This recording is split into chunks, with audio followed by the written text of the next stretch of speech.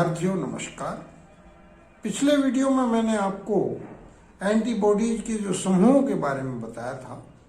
आज उससे आगे कौन से तरीके अपनाते हैं एंटीबॉडीज जिससे कि प्रतिजन नष्ट हो जाए, क्या डिफरेंस है एंटीजन एंटीबॉडीज में, इन छोटे छोटे बिंदुओं को डिस्कस करूंगा। और ये बहुत इंपॉर्टेंट है 2 नंबर और 3 नंबर के प्रश्नों के लिए, और 1 नंबर में तो प्राय पूछे जाते हैं। तो पहले है एंटीबॉडीज प्रतिजनों को नष्ट करने के कौन कौन से तरीके अपनाते हैं। पहला तरीका है उदासीनीकरण, अर्थात एंटीबॉडीज जो है एंटीजन से जुड़कर के उन्हें उदासीन कर देते हैं, जिससे कि वो क्रियाकारी नहीं रहती और क्रिया उनकी मंद पड़ जाती है, वो इनएक्टिव फेज में आ जाते हैं। दूसरा है ऑप्सोनाइजेशन। ऑप्सोनाइजेशन का मतलब है एंटीबॉडीज रोग जनकों से जुड़कर के उनका भक्षण आसान कर देते हैं, ताकि जो शरीर में हमारे फैगोसाइटिक सेल्स हैं वो उनको आसानी से भक्षण कर सकें, उनको अपने शिकंजे में आसानी से ले सकें। तीसरा है एग्लूटिनेशन, अर्थात समूहन। कुछ एंटीबॉडीज एंटीजन रोग जनकों से समूहन कर देते हैं, जिससे कि भक्षाणु उन पर आसानी से अटैक करके उन्हें नष्ट करने में सहायक होते हैं।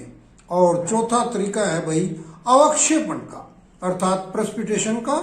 कुछ एंटीबॉडीज एंटीजन से जुड़कर के उनका अवक्षेपण कर देते हैं, यानी जो हानिकारक पदार्थ आए हैं उन्हें अलग कर देते हैं, जिससे सीधा उन पर आक्रमण किया जा सके और उनको नष्ट किया जा सके। और लास्ट और आखिरी तरीका है जो ये अपनाते हैं कंप्लीमेंट सक्रियण, अर्थात कंप्लीमेंट एक्टिवेशन।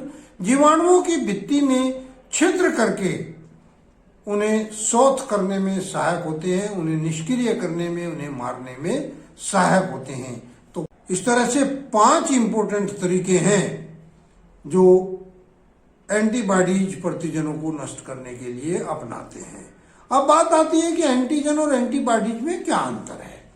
एंटीजन और एंटीबॉडीज में बहुत सूक्ष्म अंतर है। देखा जाए तो क्या एंटीजन जो है वो बाह्य पदार्थ है जो एंटीबॉडी उत्पादन को प्रेरित करते हैं। बाह्य पदार्थ है अर्थात शरीर में बाहर से लिए जाते हैं, जबकि एंटीबॉडी जो है शरीर की कोशिकाओं द्वारा उत्पन्न होने वाले पदार्थ प्रोटीन है, जो रोगजनक या बाह्य पदार्थों को समाप्त करने हेतु बनते हैं। तो सबसे पहला बिंदु है क्या एंटीजन बाह्य पदार्थ हैं, अर्थात एंटीबॉडीज उत्पादन को प्रेरित करते हैं, जबकि एंटीबॉडीज जो हैं वो शरीर की कोशिकाओं द्वारा उत्पन्न हुए विशेष प्रकार के प्रोटीन हैं जो रोगजनक और बाह्य पदार्थों को नष्ट करने में सहायता करते हैं। दूसरा बिंदु, एंटीजन जो है वो सामयिक रूप से प्रोटीन, ग्लाइकोप्रोटीन और पॉलीसैकेराइड्स आदि हो सकते हैं। कौन कौन से? प्रोटीन, ग्लाइकोप्रोटीन और पॉलीसैकेराइड्स हो सकते हैं, जबकि एंटीबॉडीज केवल और केवल प्रोटीन मॉलिक्यूल्स हैं।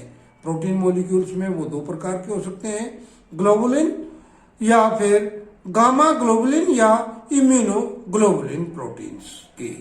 और तीसरा महत्वपूर्ण बिंदु है भाई एंटीजन जो है वो रोगजनकों की सतह पर मुक्त अणु के रूप में पाए जाते हैं।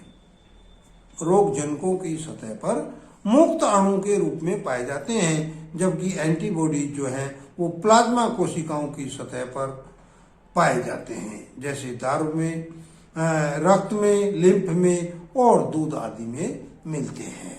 तो इस तरह से 3 महत्वपूर्ण डिफरेंस ये मिले एंटीजन और एंटीबॉडीज में, जिसके आधार पर आप इन्हें अलग अलग यानी इनमें डिफरेंस कर सकते हैं।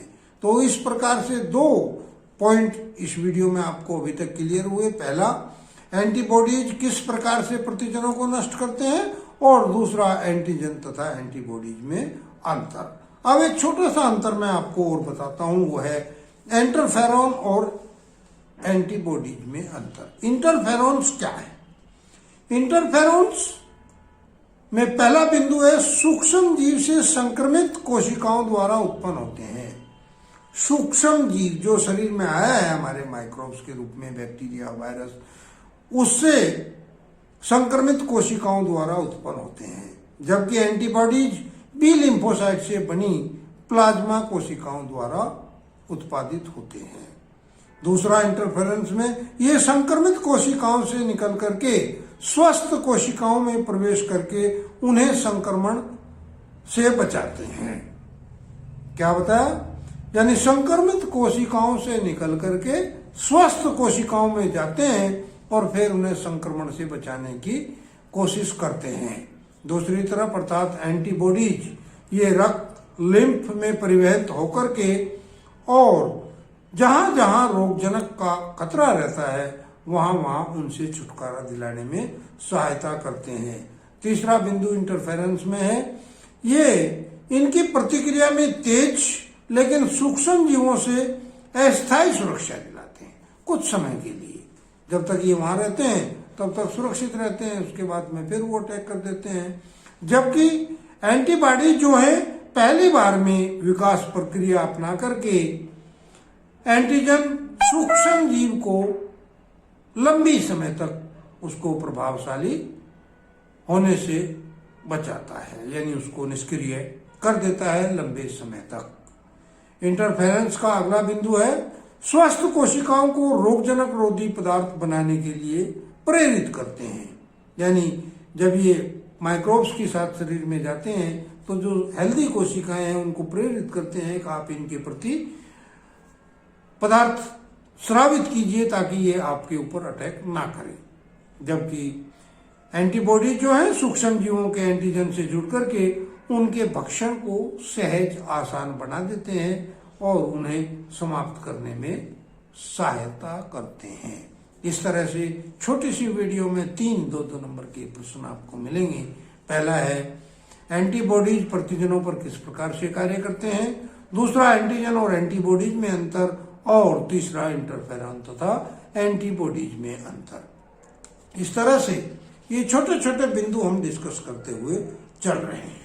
अब बात करेंगे हम, अगली वीडियो जब आएगी तो उसमें आपको डिस्कस करेंगे जो अंग प्रत्यारोपण और प्रतिरक्षा निरोधन के बारे में, ऑर्गन ट्रांसप्लांट और इम्यूनो सुपरफिशन।